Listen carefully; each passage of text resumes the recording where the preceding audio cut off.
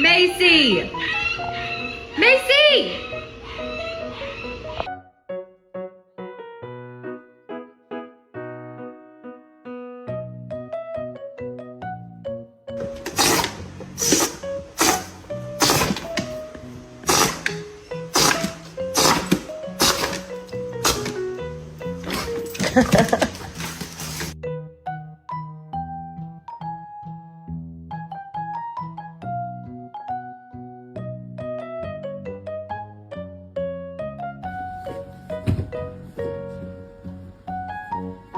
丢了。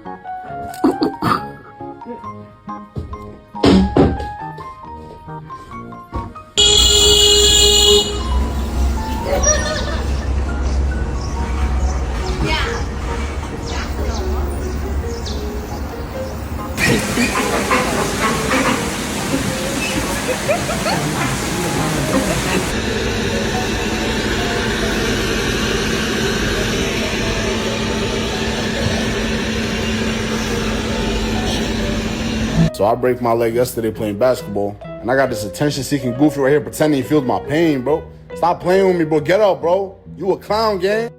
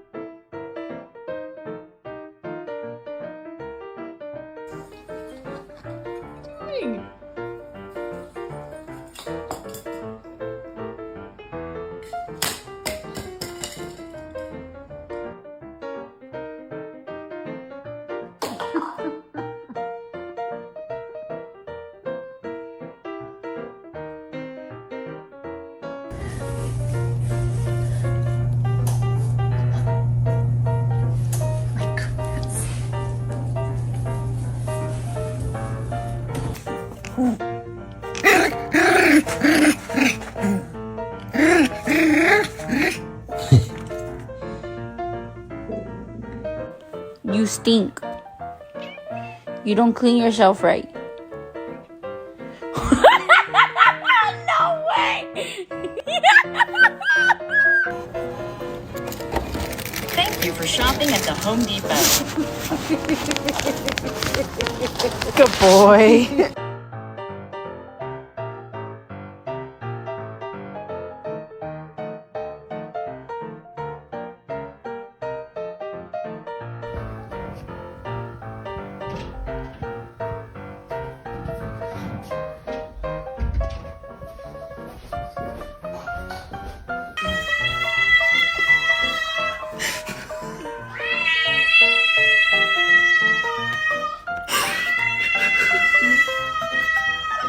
Beautiful you are, how sexy you are, how nice you are, how radiant you are.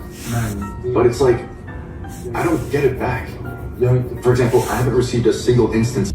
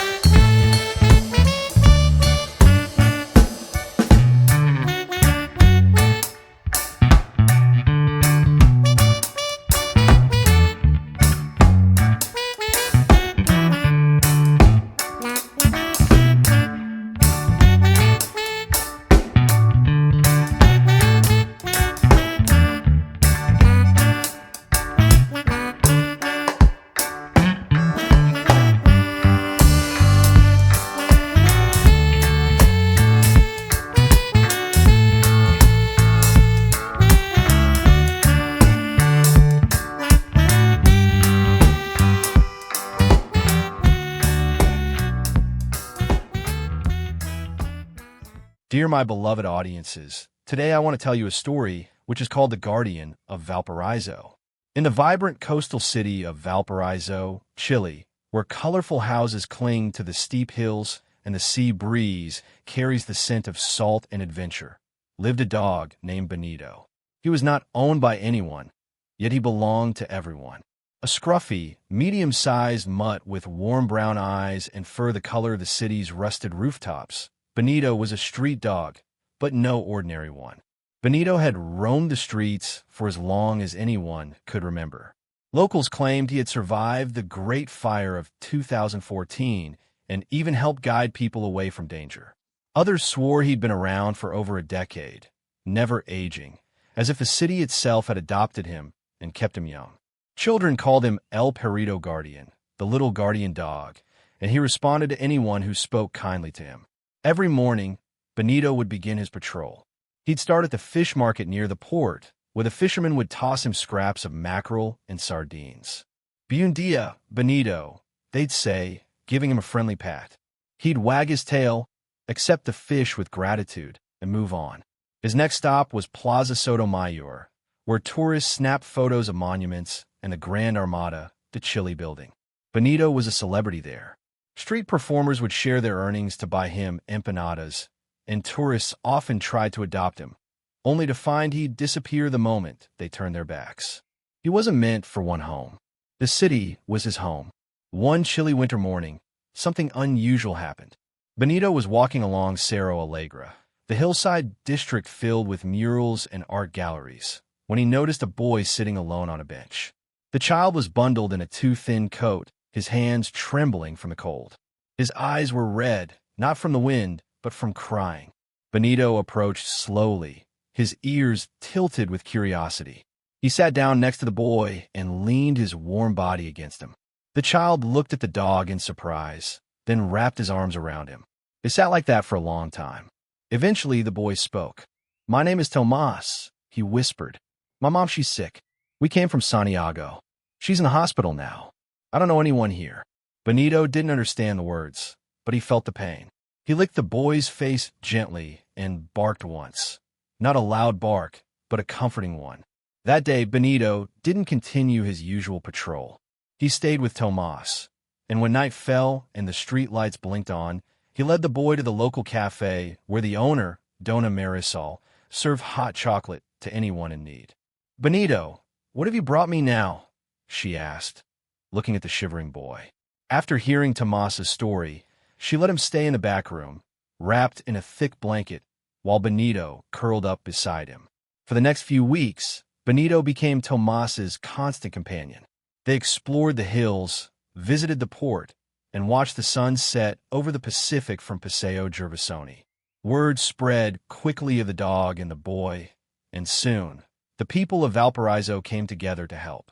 A nurse who frequented the cafe offered updates on Tomas's mother, who was slowly recovering. A retired teacher brought Tomas books to read.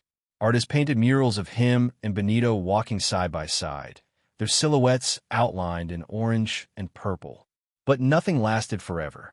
One day, Tomas's mother was well enough to travel again. She thanked the people of Valparaiso for their kindness and promised to return someday. As she and Tomas stood at the bus terminal, bags in hand, Benito sat quietly beside them. Tomas hugged him tightly, burying his face in his fur. "I love you, Benito," he said softly. "I wish I could take you with me." Benito looked up at the boy with those wise brown eyes, then gently stepped back. He gave a small bark, as if to say, "You'll be okay now?" Then he turned and trotted away, his tail held high.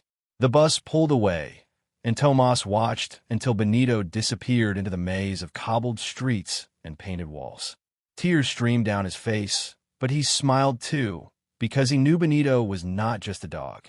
He was a guardian, a healer, a friend. Back in Valparaiso, Benito resumed his patrol. He was older now, a little slower, his fur touched with gray. But he still made his rounds, greeting the fishermen, watching the tourists, comforting the lonely. And every now and then, he would stop at the old bench on Cerro Alegre, waiting for a boy who had once needed him, just in case. The people say you can still see him today, trotting along the murals, pausing at the plazas, and resting near the docks. Some say he's just a dog. Others believe he's the soul of Valparaiso itself, watching, protecting, and loving those who walk its winding streets. If you like this video, please leave a like and a subscribe. It will really help our channel grow. But if you don't like it, then just skip it and don't forget to check out our other videos. Thank you very much and goodbye.